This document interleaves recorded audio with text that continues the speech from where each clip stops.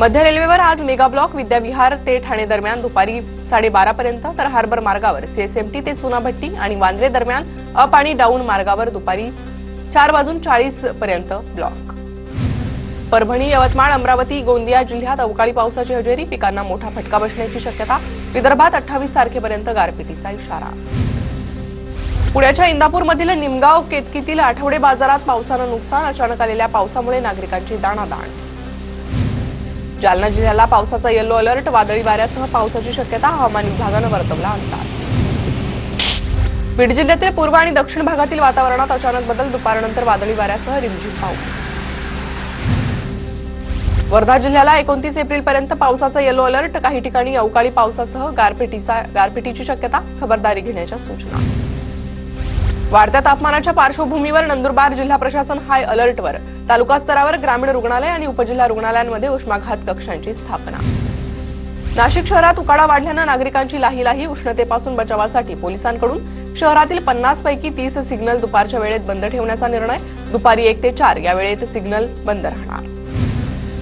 नांदेडमधील tractor दुर्घटनेतील मृतांच्या कुटुंबियांची अजित पवारांनी भेट घेतली. नांदेड ट्रॅक्टर दुर्घटनेत हिंगोलीतील 7 महिला मजुरांचा मृत्यू, मृतांच्या कुटुंबियांना 5 लाख रुपयांचं वाटप.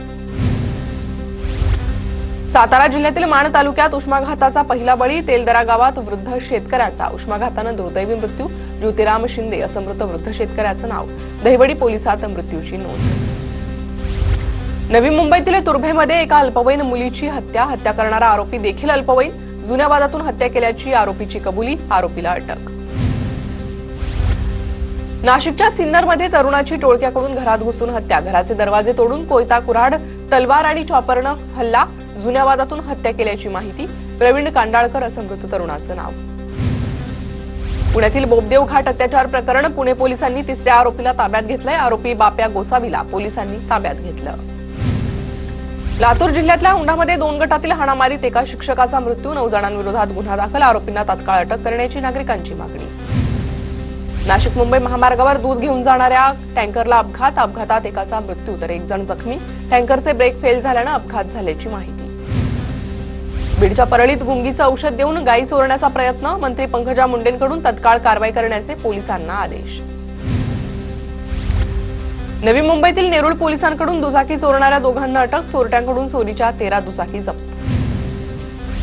नंदुरबारमध्ये शासकीय कामासाठी लागणाऱ्या दाखल्यांच्या किमतीत अचानक वाढ, वाढलेल्या किमतीमुळे विद्यार्थी, शेतकरी यासह सर्वसामान्य नागरिकांना फटका.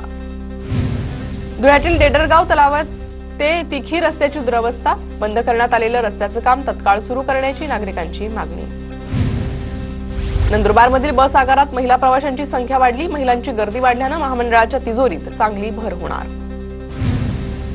धुळे जिल्ह्यात शाळेला सुट्ट्या लागल्यानं ट्रॅव्हल्सच्या भाड्यामध्ये मोठी वाढ, ट्रॅव्हल्स मालकांकडून प्रवाशांची लूट. नंदुरबार जिल्ह्यात कांद्याची आवक प्रचंड वाढली, मात्र कांद्याचे दर कमीच असल्यानं शेतकरी संकटात.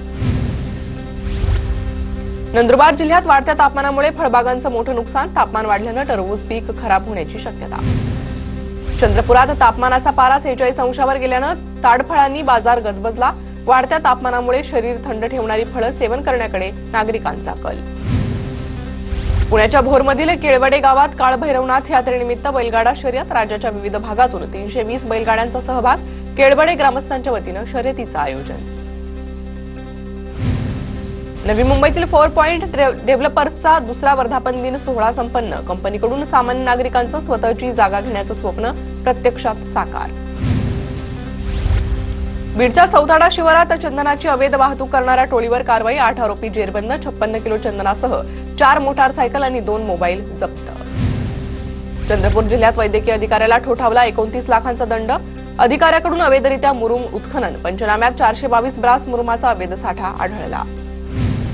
सोसाट्याच्या वाऱ्यामुळे लग्न मंडप उडाला, हिंगोलीतील औंढा नागनाथ तालुक्यातील सुकापूर गावातील घटना, मंडप उडाल्यानं वधूवर आणि वऱ्हाडी मंडळाची धांदल उडाली. पाटलांनी घेतली गणबोटे कुटुंबियांची भेट, कुटुंबियांनी रक्तानं माखलेली पॅन्ट पाटलांना दाखवली. दहशतवाद मुळापासून उखडून टाकण्यासाठी कृती आवश्यक, सरकारनं चोख उत्तर देण्याची अपेक्षा व्यक्त. जेपी नड्डा यांनी संतोष जगदाळेंच्या कुटुंबियांची भेट घेतली. पहलगाम हल्ल्यातील दहशतवाद हल्ल्यातील संतोष जगदाळेंचा मृत्यू. दहशतवादाचा रंग हिरवा आहे हे पुन्हा सिद्ध झालं। वारंवार सांगतो जे जिहाद दहशतवाद करतात ते सर्व हिरव्या रंगाचे। पहलगाम हल्ल्यानंतर नितेश राणेंचं वक्तव्य। मंत्री नितेश राणेंनी मुस्लिम विरोधी वक्तव्य करण्यापूर्वी पर्यटकांसाठी जीव देणारा कोणत्या धर्माचा होता हे पाहावं। अल्पसंख्याक आयोगाचे अध्यक्ष प्यारे खान यांची प्रतिक्रिया। नालासोपाऱ्यात काही जणांनी पाकिस्तानचा झेंडा वापरल्याचा आरोप। नालासोपाऱ्यातील व्हायरल व्हिडिओनं खळबळ। आम्ही पाकिस्तानला सपोर्ट करतो असा व्हिडिओत उल्लेख।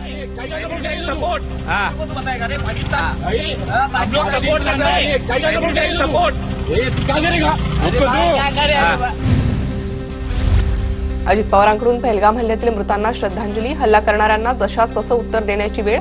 अतिरेक्यांना त्यांची जागा दाखवणार अजित पवारांचा इशारा। आपण कधी आपल्या शेजाऱ्यांना हानी पोहोचवत नाही। कोणी वाईटावर उठलं तर आपल्याकडे दुसरा इलाज नाही। पहलगाम मधील हल्ल्यावरून मोहन भागवतांचं पाकिस्तानला उद्देशून वक्तव्य। अवैधरित्या राहणाऱ्या पाकिस्तानी बांगलादेशींनाही परत पाठवणार। अधिकृत व्हिसा असलेल्यांना परत पाठवण्यास प्राधान्य। भाजप प्रदेशाध्यक्ष चंद्रशेखर बावनकुळे यांची माहिती। पुढच्या आठवड्यापर्यंत पाकिस्तानी नागरिक महाराष्ट्रात राहणार नाही। पाकिस्तानी नागरिकांना पाठवून देण्याची प्रक्रिया सुरू झाली आहे। गृह विभागाकडे पाकिस्तानी नागरिकांची माहिती। मंत्री योगेश कदमांची माहिती। पाकिस्तानी असले तरी एक हिंदू म्हणून भारतात राहावं। हिंदू म्हणून भारतात राहणं गैर नाही। जळगाव जिल्ह्यात पाकिस्तानी वास्तव्यास असल्यानंतर सुरेश भोळेंची प्रतिक्रिया। जळगावात आलेल्या पाकिस्तानी कुटुंबाला दिलासा। 45 दिवसांच्या शॉर्ट टर्म व्हिसावर आलेल्या पाकिस्तानी कुटुंबाला लॉंग टर्म व्हिसा मिळाला। श्रीचंद दास असं पाकिस्तानी व्यक्तीचं नाव। 7 दिवसांपूर्वी पाकिस्तानातून जळगावात आलं होतं कुटुंब। अमरावतीतील 118 पाकिस्तानी हिंदू नागरिकांना मोठा दिलासा। लॉंग टर्म व्हिसावर भारतात आलेल्या पाकिस्तानी नागरिकांचा भारतीय नागरिकत्वासाठी अर्ज। त्यांच्या अर्जाची केंद्र सरकारकडून पडताळणी होणार। अजित पवार गटाकडून सुरू असलेली संयुक्त महाराष्ट्र गौरव रथ यात्रा सांगलीत दाखल। महाराष्ट्र राज्य स्थापनेला 65 वर्ष पूर्ण होतं। अजित पवारांच्या राष्ट्रवादीनं काढली गौरव रथ यात्रा। महाराष्ट्र शिक्षक लोकशाही आघाडी टीडीएफच्या राज्यस्तरीय अधिवेशनात शैक्षणिक, संघटनात्मक आणि सामाजिक कार्यासाठी श्री PM पाटील यांना जीवनगौरव पुरस्कारानं सन्मानित करण्यात आलं। उद्योगमंत्री उदय सामंतांच्या हस्ते सत्कार। बीडच्या माजलगावमध्ये ढाबा मालकाची हत्या करणाऱ्या आरोपींना 2 दिवसांची पोलीस कोठडी। आरोपींची आज पोलीस कोठडी संपल्यानं कोर्टात हजर करण्यात आलं। बीडच्या सौताडा शिवारात चंदनाची अवैध वाहतूक करणाऱ्या टोळीवर कारवाई। 8 आरोपी जेरबंद। 56 किलो चंदनासह 4 मोटारसायकल आणि 2 मोबाईल जप्त।